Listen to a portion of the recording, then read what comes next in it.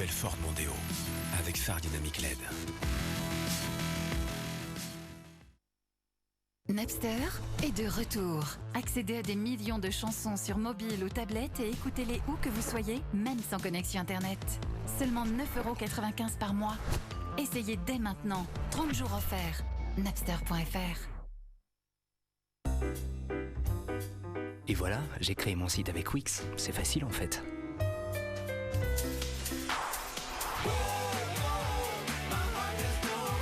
Coupé, on reprend. Fais pas ça! Si seulement tout dans la vie était aussi simple que Wix. Créez votre site internet avec Wix.com dès aujourd'hui. C'est gratuit. Louer une voiture partout dans le monde à partir de 6 € par jour. Faites le bon choix avec happycar.fr. 60 years ago, when I began exploring the ocean, no one imagined that we could do anything to harm it. The ocean is dying. A scientist, an engineer, and an explorer, Dr. Sylvia Alice Earle. If we continue business as usual, we're in real trouble. No ocean, no life. No ocean, no us.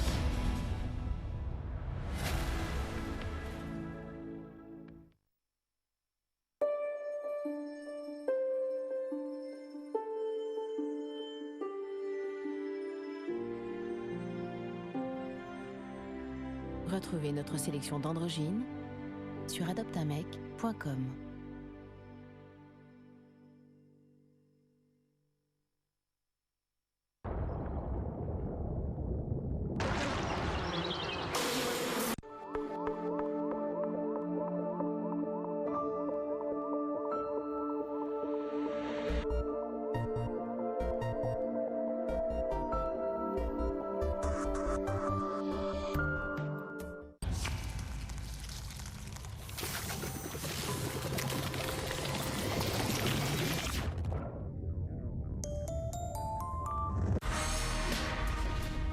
Quatre maîtres de l'illusion associent science et magie. Leur but, bouleverser votre vision du monde. Magie de rue, tour défiant la mort, spectacle de grande illusion. Mais ne vous y trompez pas, c'est bien de la science. Dans cet épisode, Nate retourne ses hamburgers et ses clients. Billy démontre que la magie vaut de l'argent. Comment vous avez fait? Et Wayne fait monter la température de Ben. Ça chauffe sérieusement.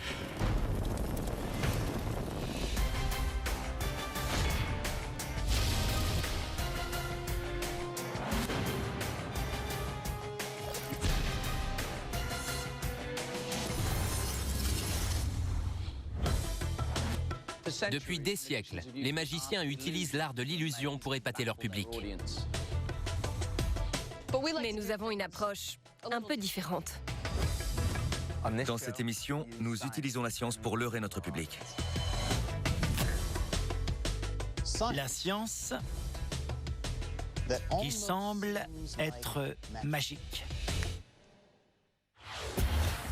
À Londres, Nate se fait passer pour le patron d'un café pour faire la démonstration de son dernier tour de magie.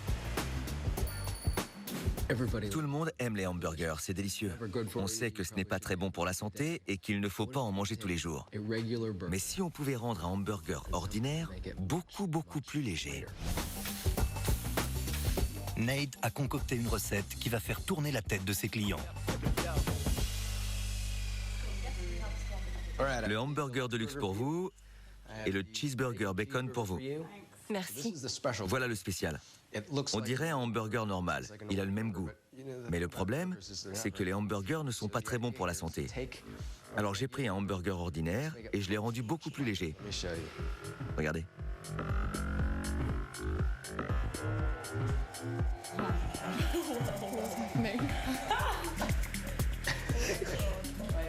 Il flotte? Il a l'air appétissant, n'est-ce pas? C'est fou.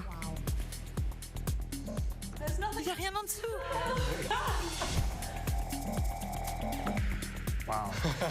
C'est dingue. J'y crois pas. Vous voulez du ketchup? Ouais.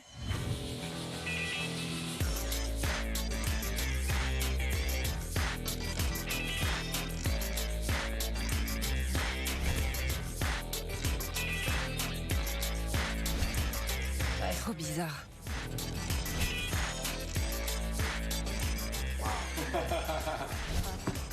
Bon appétit.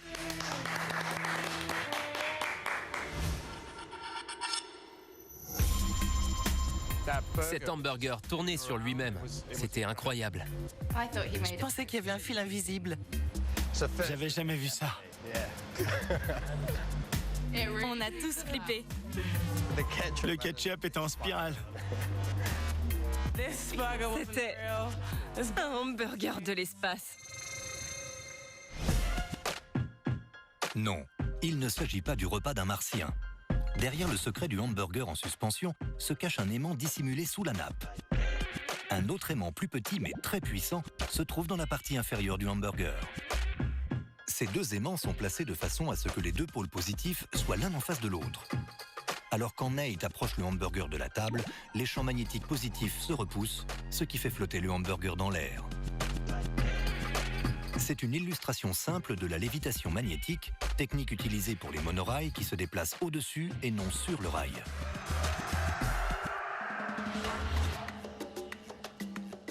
Qu'est-ce qui se passe ici? Wayne, j'ai un défi pour toi. J'aime les défis. Allons-y. Ok. Tu vas faire tomber cette brique en tirant simplement sur ce fil. D'accord. Ça a l'air facile. Bon, pas si facile que ça. Regarde.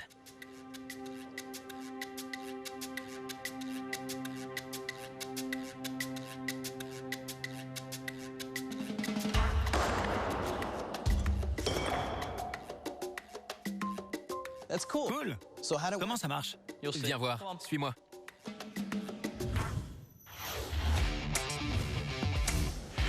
Ben emmène Wayne dans un site industriel désaffecté de Londres pour reconstituer le même tour, mais en bien plus grand et en bien plus dangereux. Alors Ben, explique-moi.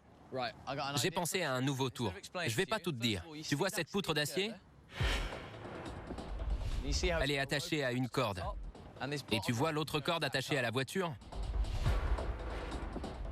À ton avis, que se passera-t-il si la voiture démarre? La corde va se rompre. D'accord, mais laquelle? Celle du haut ou celle du bas? Ah, je sais pas. On va voir. Tu veux que je conduise? Ouais. D'accord.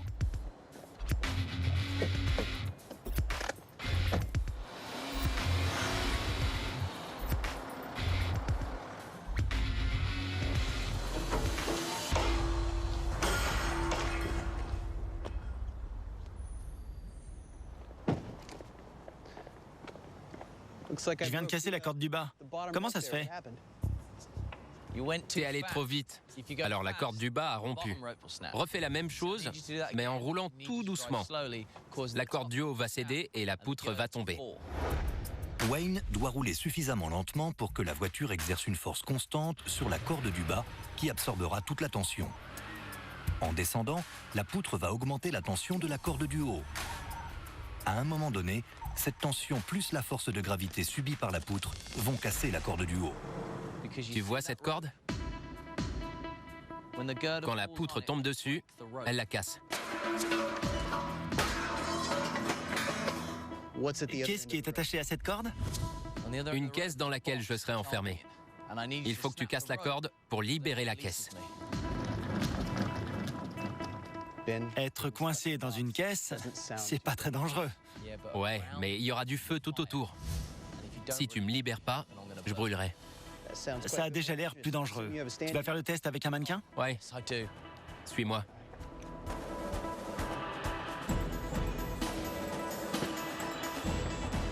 Wayne, voici Trevor. Viens, Trevor.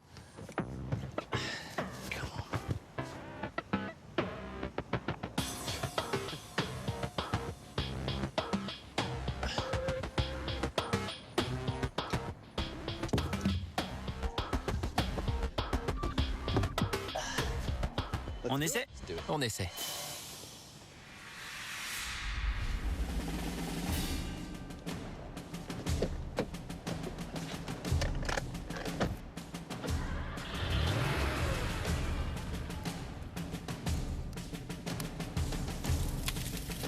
Trois, 2, 1, go! Vas-y!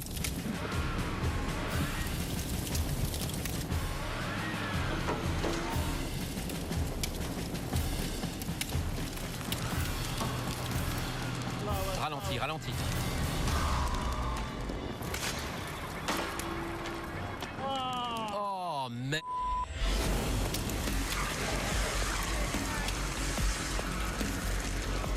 Je vais rentrer avec cette image. Quand la caisse a pris feu, tout est allé très vite. J'ai conduit à la vitesse qu'on m'avait demandé, mais c'est la corde du bas qui a cassé. Alors la poutre n'est pas tombée. La chaleur était si intense que c'est tout ce qu'il reste du pauvre Trevor. Si ça ne casse pas demain et qu'il ne me sort pas à temps, quand je vois à quelle vitesse la caisse a brûlé, je serai plus de ce monde.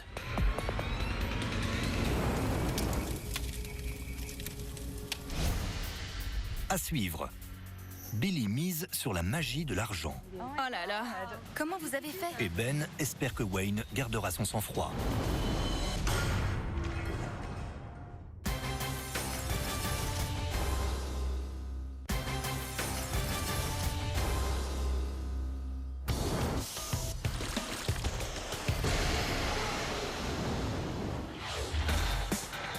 La famille de Billy est d'origine polonaise. Elle vit en Angleterre, mais son cœur est toujours au Canada, son pays natal. Grâce à mon travail, j'ai la chance de beaucoup voyager, mais mon pays me manque toujours un peu. Du coup, j'ai toujours un petit souvenir magique sur moi. Cette pièce de monnaie canadienne. Billy a un lien si fort avec sa pièce de monnaie qu'elle l'emporte à Varsovie et à Londres pour en faire la preuve. Vous avez de la monnaie? Parfait, ce sont des pièces polonaises? Oui. Est-ce que vous voulez bien prendre une de vos pièces et la glisser là-dedans? Vous avez un autre zloty? Mettez-le dedans. Vous avez de la monnaie? Oui. Mettez-les ici. Choisissez-en une, mettez-la dans cette enveloppe, et vous fermez l'enveloppe.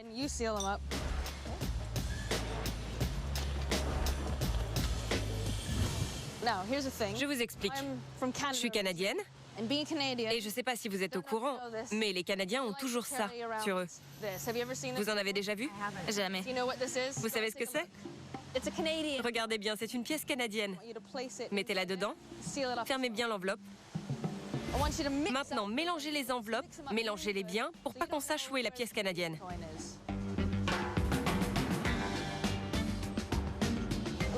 Dites-moi quand vous avez fini.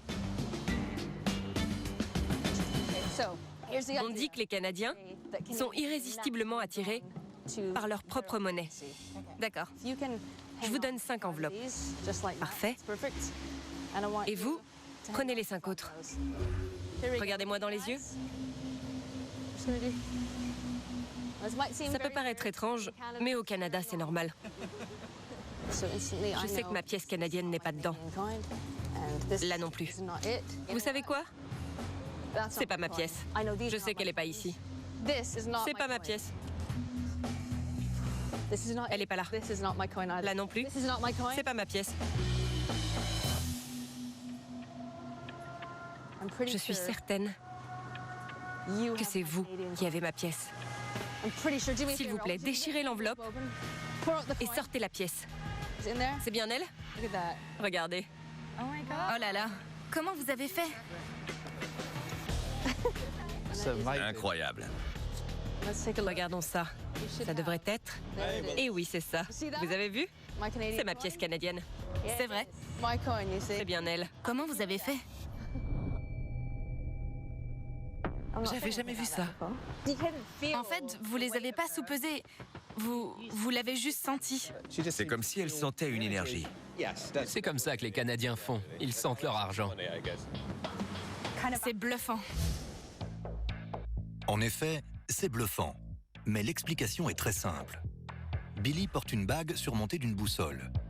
Jusqu'en 1999, les pièces canadiennes de 10 centimes étaient presque entièrement en nickel, alors que les pièces britanniques et le zloty polonais n'en contiennent que 25%. Comme le nickel est magnétique, Billy n'a qu'à passer sa main près des enveloppes et regarder à laquelle la boussole réagit le plus. Oh, pas mal. C'est très malin, ça. Je trouvais sa bague sympa. Oh, j'avais rien vu. C'est très malin. J'aimerais bien avoir une bague boussole pour épater mes amis. C'est génial.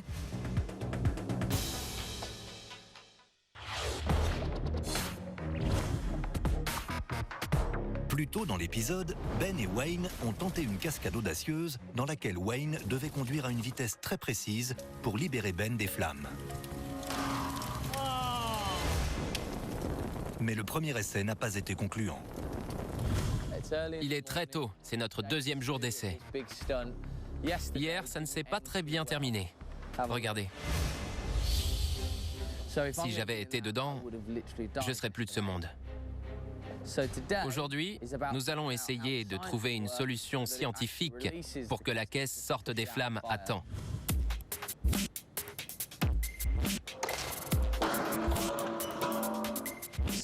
Nous avons réussi à casser la corde plusieurs fois. Mais le problème, c'est que je dois conduire beaucoup plus lentement que ce qu'on avait prévu. À tel point que je ne sens pas la voiture bouger. Nous craignons que le feu soit hors de contrôle avant que je puisse libérer Ben. Ils ne savent pas à quelle vitesse le feu va se propager et de plus, évaluer la bonne vitesse de la voiture est un vrai cauchemar. Leur méthode ne semble pas très fiable. Nous avons fait 3 essais. Les 2 premiers ont bien marché, mais le dernier a raté. C'est la mauvaise corde qui s'est cassée. Il va falloir refaire les calculs. Ben risque de brûler vif s'il ne maîtrise pas la science. Ils font donc appel à un expert pour trouver une solution. Le truc ne peut fonctionner que s'il y a beaucoup de poids là-dessus. Plus ce poids est léger, plus le résultat est aléatoire. La poutre fait au maximum 200 kilos. C'est pas énorme. Si elle pesait 1 tonne, c'est la corde du haut qui se casserait à chaque fois. Le public étant déjà sur les lieux, la solution d'ajouter du poids n'est pas envisageable. Sachant que ce tour n'est pas vraiment fiable, Ben doit décider s'il veut ou non réaliser sa cascade.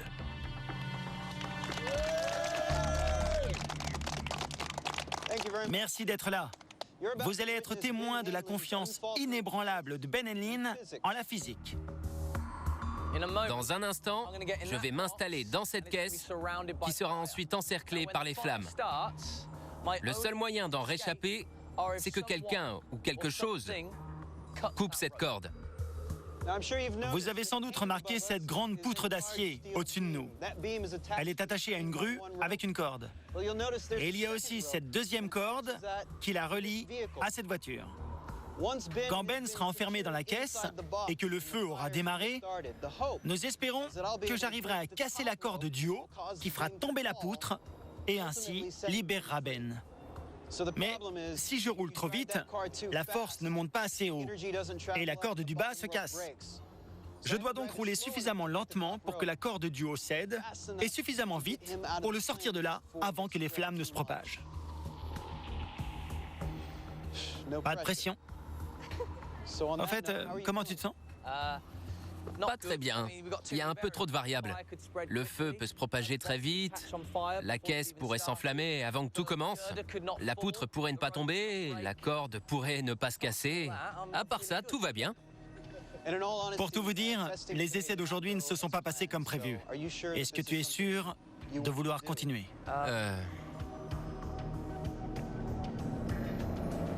Ouais, allons-y. Ouais. D'accord. Comment vous appelez-vous? Steve. Steve, vous voulez m'aider à l'enfermer dans cette caisse? Bien sûr. Merci.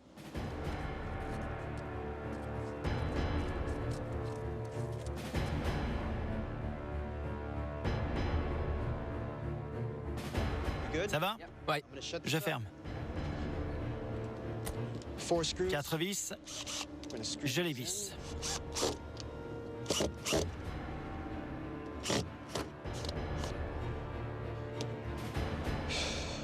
Vous aimeriez être à sa place? Surtout pas. Comment tu te sens? J'espère que la science va faire ses preuves. Tu es toujours partant? Ouais. Ok, bonne chance. Par ici.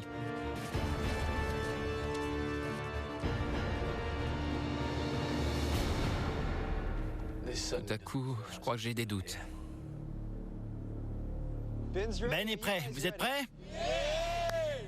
Allumez le feu!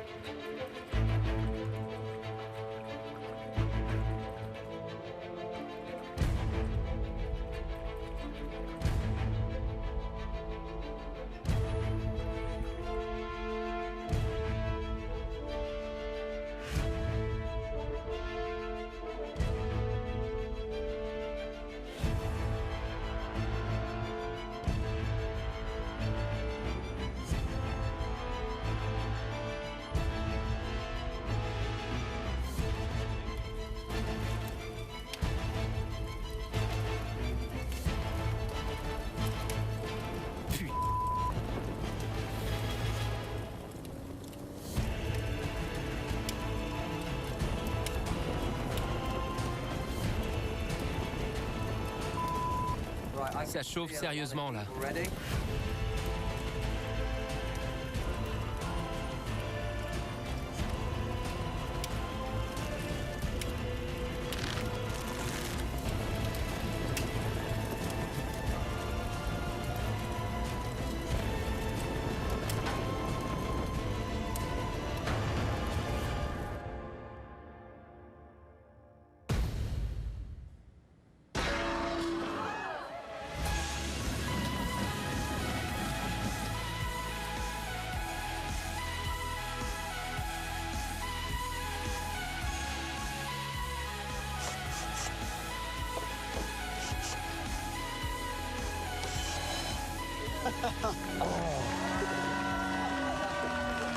Content de te voir. Merci beaucoup.